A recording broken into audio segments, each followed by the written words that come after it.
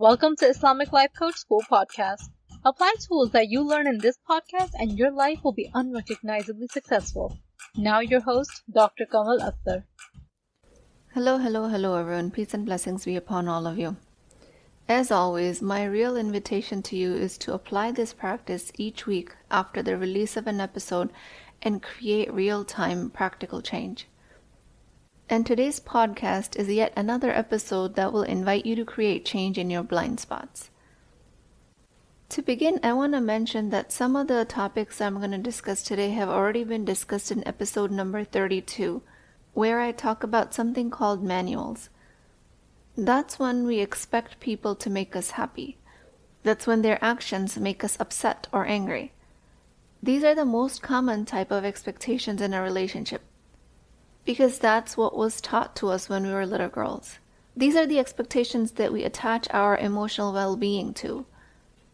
Expectations being a fundamental part of our reality that we bring into relationships, because the extensive relationship training that we get as children within our families, we're told that it's all about finding what other person can give you to make you happy. Making yourself happy in a relationship is nobody else's job but yours. That is always your job. Today what I want to focus on is something called clean expectations. And of course, that's better than the other one, where the keys of our well-being lie on other people's actions. If you find yourself attaching emotions to other people's actions because of certain expectations, you're setting yourself up for disappointment. If they do not meet these expectations and it leads to emotional messiness, these are not clean expectations, because your happiness is tied to the actions of another person. These not so clean expectations are like hoping your best friend would come to the party just because that's what's expected. She's your best friend, you invited her, you went to her previous party. And if she doesn't come, you'd feel disappointed. That's a not so clean expectation, because your feeling disappointed is tied to your friend's action. You can see why this can be unsettling when you base your emotional health on the actions of others, even with the best of their intentions, even if they want to show up in a true loving way in your relationship with you. They are still humans. They'll inevitably fall short of your expectations. Maybe not out of malice or bad intent of their heart, but because they have their own things to take care of. When you expect somebody to be performative in a relationship so that you can give yourself permission to feel happy, this is a mindset that will brew a feeling of powerlessness. But this powerlessness is rather subconscious. What shows up in the conscious mind is anger or judgment for the friend who didn't show up for the party that you put your heart and soul into, that you were so excited about. Having not so clean expectations, giving your emotional control away to other people's behaviors, makes your relationships extremely emotionally tolling. When learning to set clean expectations, we will make ourselves the source of contentment. Relationships are just there for us to love people. And in circumstances where they do follow through the expectations and they exceed expectations, they're showering you with love, gifts, touch, whatever your love language is, it is good to just understand that your nervous system is still creating these feelings. They are not making you feel loved. You are feeling loved because of your nervous system, because what you're thinking about their actions and what you're making it mean. And this level of managing expectations will feel like trying to catch a fish with your bare hands as a novice. It's tricky, but it's not impossible. Expectations are everywhere, sneaking into every corner of your relationships. And while they're natural, if handled with a bit of finesse, they are very rewarding. Growing up, I witnessed my parents coming to their relationship based on their mutual expectations, like many of us do. This is what they witnessed.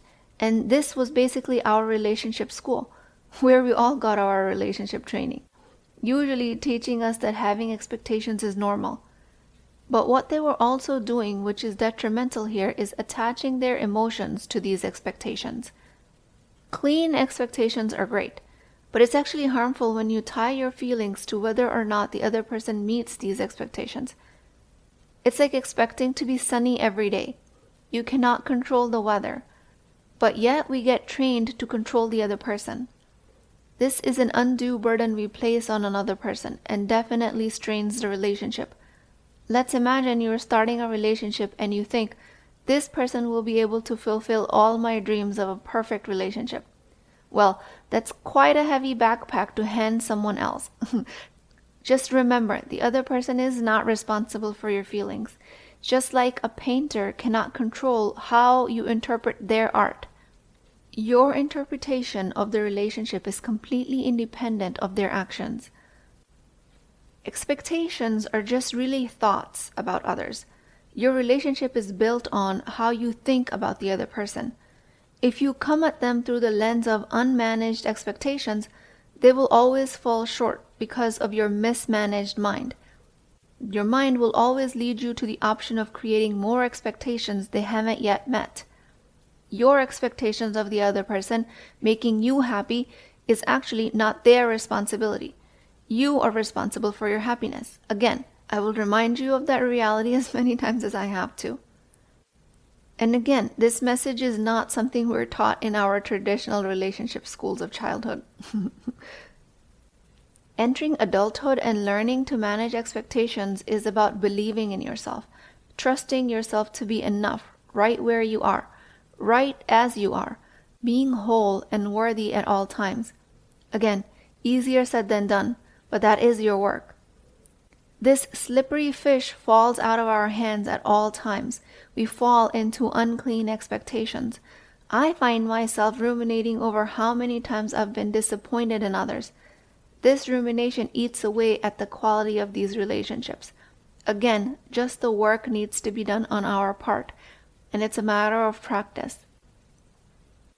This level of self-trust is fundamental to creating clean expectations where you are considering yourself the source of your emotions.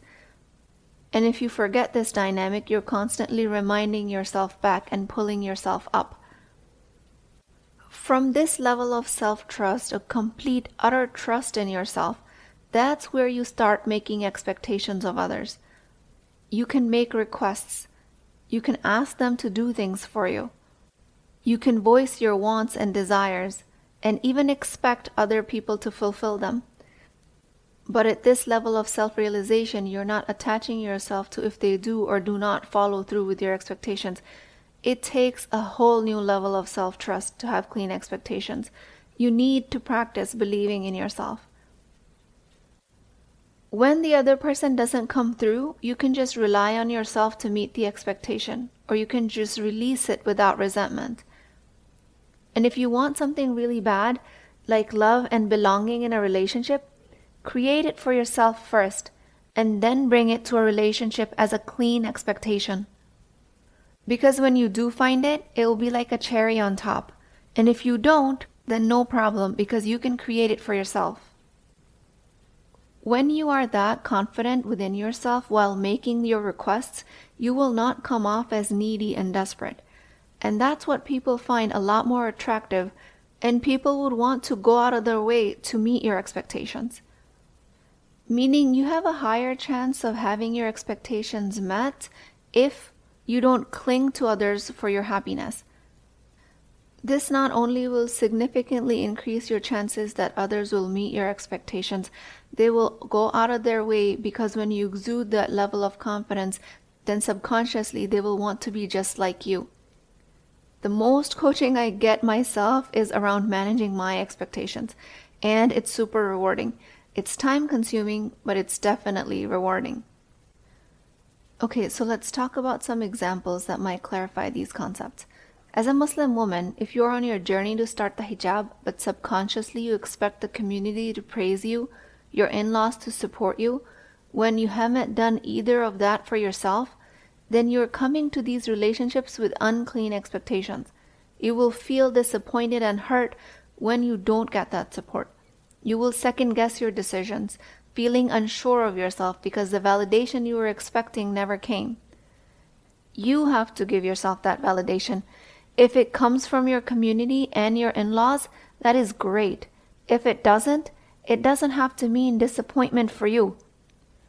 If you strengthen your decision to dress more modestly compared to the people that are closest to you, then what anyone else thinks or says to discourage you from this goal will become irrelevant. If you haven't fortified your intentions behind your decisions, then these expectations of support and validation from others will carry a huge toll on your relationships. But when you make a decision from unshakable intentions, then people will follow you. They will support you regardless. They will eventually come around. And if they don't, it doesn't matter to you because you've got your own back. There's no downside to believing in yourself. The emotional attachment to expectations is a hefty price that many Muslim women pay throughout their lives. Cultural norms often instill in us a dependence on others, and they make it mean that this is for our own well-being. This creates an expectation of being cared for. If you're fortunate enough to have this support unconditionally, and you have such a system in place, and your close family members are always there for you, you are in a wonderful position, and this conversation might not directly apply to you. However, if you have aspirations that your family doesn't support, if you have dreams that are so far unfulfilled because you're waiting for somebody's support, this does not have to mean that you self-sacrifice to the point of emotional exhaustion. It just means that you need to harness your own power and demonstrate to your family the possibilities that lie ahead once you start to make your own choices. You can do this while maintaining respect and humility, key values that I know many Muslim sisters hold. By doing both, you're not only fulfilling your personal aspirations, but also contributing to the broader shift in cultural expectations. Or let's say you get criticism from others in pursuit of your higher education goals, or your lofty spiritual goals, or your decision to delay marriage until you can support yourself. Or you decide to get married early despite of everyone else's objections. Any of these decisions have a potential of meeting criticism, and your relationships not meeting the expectations you bring to them. You know you're in clean expectations when you can provide the support to yourself that you were otherwise looking to get from others. And you know you have clean expectations when you follow through with the decisions while fully supporting yourself and having empathy and understanding of why your family or your husband might be coming from a different point of view. You understand why they might be disagreeing with you. Separate your emotions from the outcomes of your expectations. Usually at this stage of understanding, I get questions and concerns like, what about a sanity check? How do I know I'm not making a wrong decision? And I have addressed this before.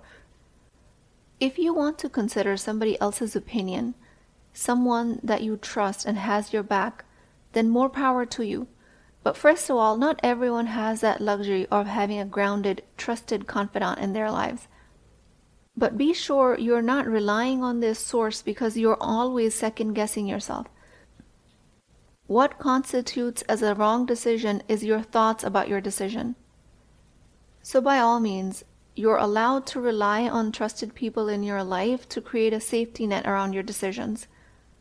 But this safety net, as it shows in my coaching, is almost always related to women's inability to make strong decisions. And that is, again, strong cultural programming. Be very careful that you're not taking other people's criticisms and their lack of vision as a sanity check for yourself. Again, like I said, most commonly that women tell me why they're looking for a sanity check is they tell me, I will feel bad I did this to myself. I had no business believing in myself. Because setbacks in whatever you try are inevitable. If you haven't learned to be confident within yourselves, you will use your freedom to make decisions against yourself. I will give you one very strong open question. What is the downside of believing in yourself? Think about it, ponder, and reflect. What is the downside of meeting your own expectations? Just stay with these questions for the next week and see what comes up. In the end, the only ultimate being to attach expectations to is Allah subhanahu wa ta'ala. Understanding that Allah's plan for us may differ from our own. If you don't get what you expected, then there's always a higher purpose behind it. The nature of relationships is such that they're like mirrors, reflecting our own thoughts about the other person or the object. As a Muslim woman, when you engage in different roles of your daily lives, daughters, sisters, wives, mothers, professionals, remember that your thoughts shape each of your relationships. Unclean expectations are the lowest level of thoughts you can bring to a relationship. Clean expectations, where your happiness is not attached to the actions of other mortals, that is the highest form of thought you can bring to a relationship. This is the process of husn al-dhan, having good and elevated thoughts about people in our lives and about any outcomes regardless of how undesired it might be. And when things don't turn like we expected, not making it mean that Allah is punishing us for something. Husn al-dhan is about elevating your thoughts about people that you're in relationships with and ultimately elevating your thoughts about Allah subhanahu wa ta'ala. Remember, all the human beings, like yourself, are a mixed bag of good and bad. They might or might not be able to meet your expectations despite of their best efforts. If you are a woman looking for a spouse, if you are a newlywed, or if you've been married for 20 years, expectations need to be clean. You need to keep control of your emotional buttons at all times.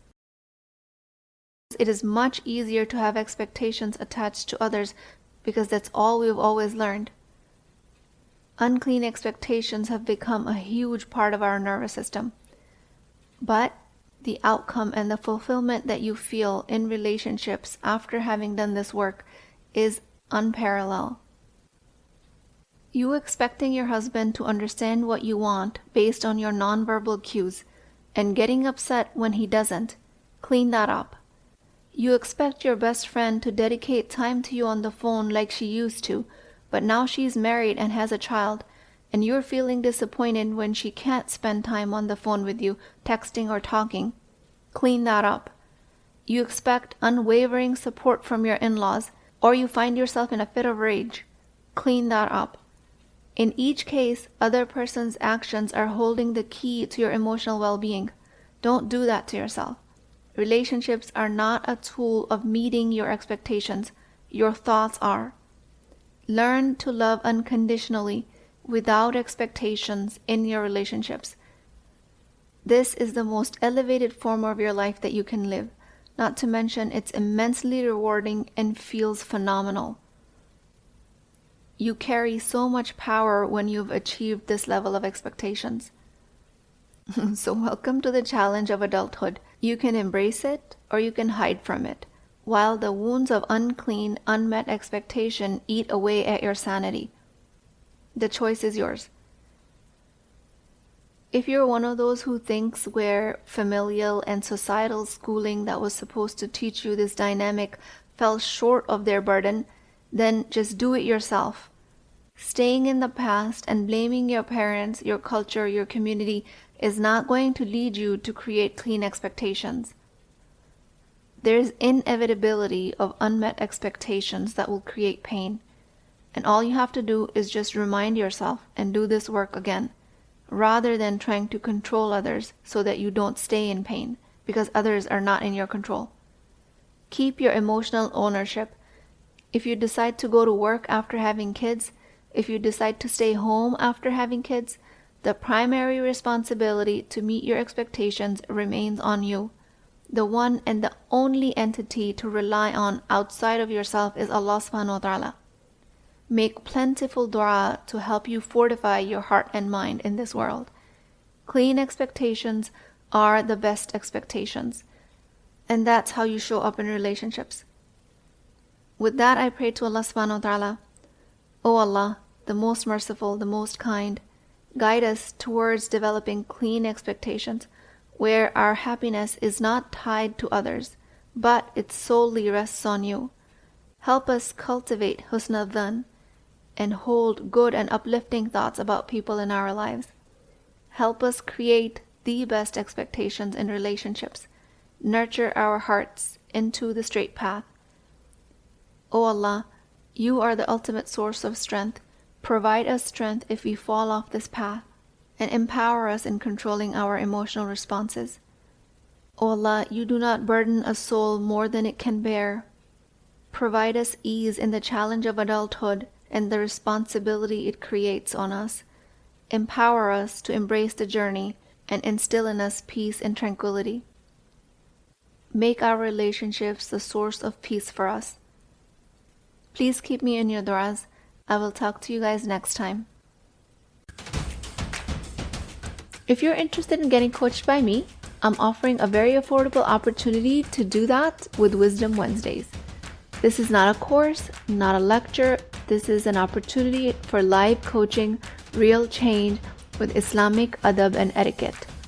You do not need more information. You actually need a space to create change.